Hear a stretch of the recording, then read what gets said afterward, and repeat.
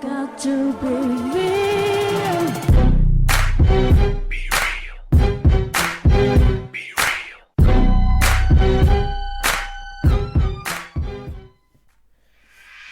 No, guys, he's not. Okay, that's the bottom line.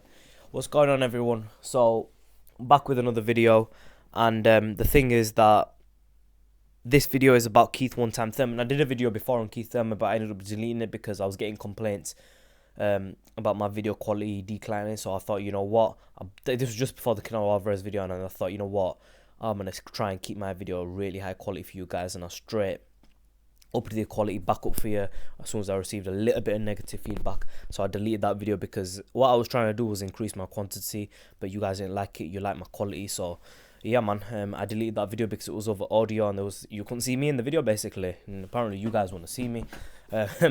So here's the thing now with Keith One-Time Thurman. The reason I don't think he's the king of 147 yet, one, he hasn't faced anyone yet to say that, and two, I think he will get beat by a number of fighters. Now, before you dislike the video, hear me out and listen to what I've got to say before you dislike. I'm part of the whole Keith Thurman hype. I rate Keith Thurman. I've said numerous times he's the future of 147, but there's an issue I have with Keith Thurman. What happens when he faces Timothy Bradley? What happens when he faces Devin Alexander? What happens when he faces... I've got to think very carefully about this, so just give me a second. That's it. Them two fighters. Let's leave it at them two. What happens when he faces these two fighters? Because the thing is, right, what happens when he faces Sean Porter? 3 fighters now I've named you. Tell me what all 3 fighters have in common. Anyone? Right. These 3 fighters all have a tremendous chin. Their chin is second to none in the 147-pound division. Sean Porter, a very big 147-pounder. His chin, I don't think he's got any sort of chin problems. The way his stature is, the way he's built, he's short, he's stocky. He's a 154-pounder as well. He can fight at 154.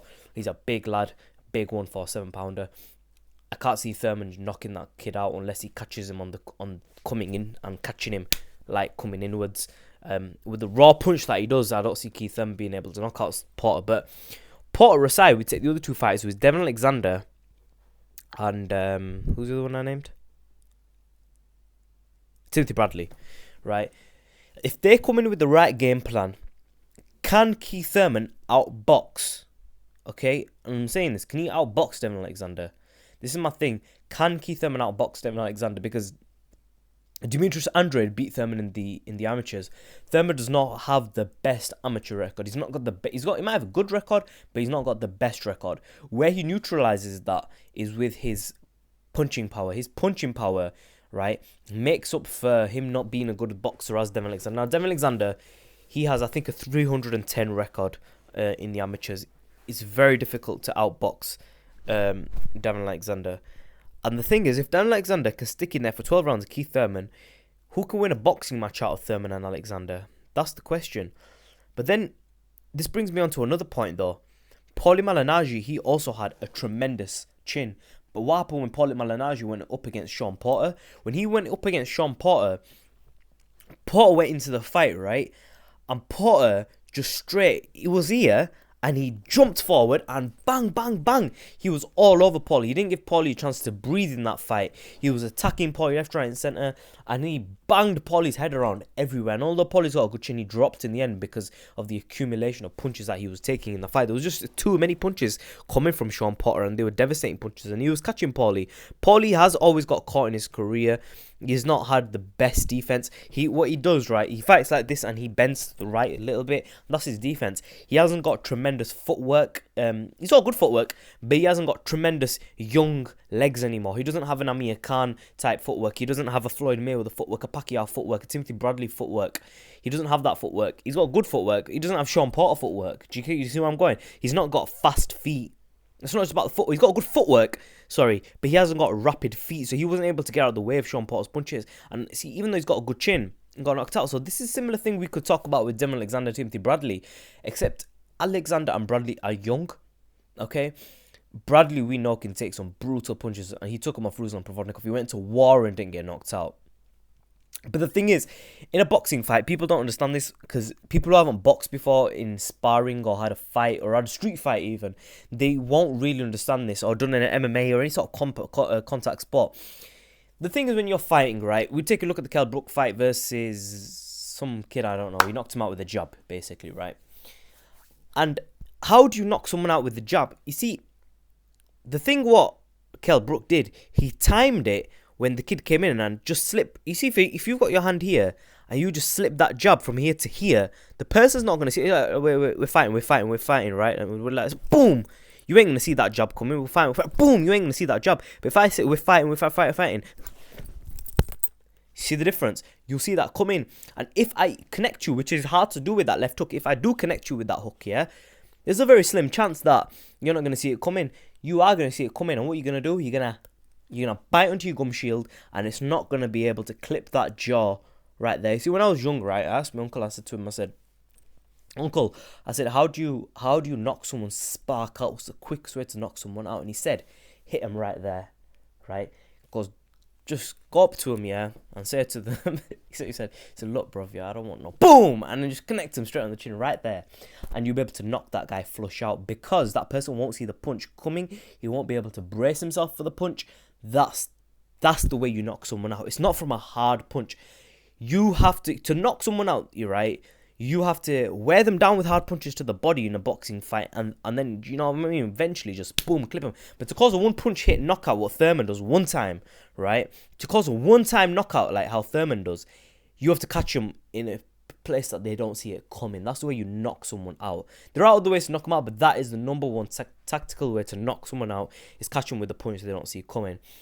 And if he was to fight Devin Alexander or Timothy Bradley, would he be able to catch Bradley and Alexander with a punch that they wouldn't see coming and knock them flush out? I can't see it happening.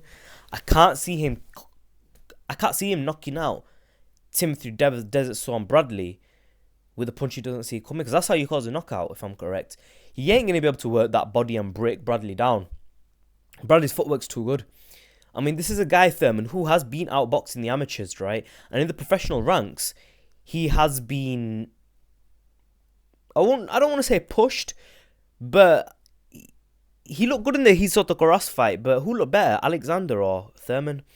To me, although Alexander won on points, I was more impressed with Alexander in a certain sense, because Alexander, he got caught, but at no point did he wobble with a big punch. Thurman wobbled in that round one against Hisota Goras. And the thing is, I love Thurman. Does this mean to say then, so in conclusion, what I'm saying is, does this mean to say that Bradley and Alexander are better fighters than Thurman? No. Thurman is still, I'd say, top 3 welterweights currently in boxing. I think he wipes out almost all the rest, with an exception of maybe one or two. With the exception of one or two, maybe, I think he wipes out the entire 147 weight class. All of them, okay? I think the only people who have a chance is Bradley, Alexander, and then one or two more who I'm going to keep a secret, okay? I think that the reason Alexander and Bradley stand a chance is because they can box really well, okay? Alexander especially, right? And this is who I want to see Thurman fight next. I want to see him fight Alexander. I think it is one of the most difficult fights there for him. I think it's a fight that they can make. I think they're both at a similar level right now, with Alexander coming off a loss against Sean Porter, right?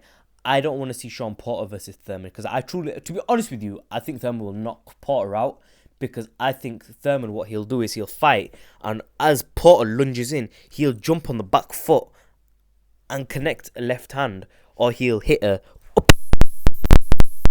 just coming from Porter. I think he can knock Porter out, to be honest with you. I think he could. I think Porter leaves himself way too exposed when he jumps in. But then again, so does Thurman. Thurman leaves himself very exposed as well. And I think but the thing is that when you're boxing, right, you see, look, right, say we're fighting right now, and I'm throwing punches here, right? I'm throwing punches, right, on straight punches down the line. Look, my hands here. If you take a look here, look how quick this can connect someone, right? We'll take a look here. Say someone's face is right there. If you hit that jab, you slip that jab, right, it's gonna hit your opponent. But when you try to throw hooks like Sean Porter does, it takes a lot longer to get to your opponent, right? And the way Thurman does. So if Thurman, right, or Porter, whichever, right, if they were to face someone like Devin Alexander, or let's stick it to Thurman, right? If Thurman tries to fight Bradley or Devin Alexander, and he's there throwing his hooks and leaving himself exposed, all them guys are going to do, because they've got such good footwork and they can avoid punches, they're going to move back and bam, they're going to pop him. They're going to pop him hard, and they're going to test that chin. And they're elite fighters. Thurman is still one of the best fighters at 147. Is he the future? He could be. If he knocks out Devin Alexander and he knocks out Bradley, any one of them two, this kid is something that boxing's not seen in a very long time. A very long time. But it'll be really interesting if he can. I want to see Devin Alexander versus Keith Thurman. Let me know what you think. Comments in section below. Subscribe as always in a bit, guys.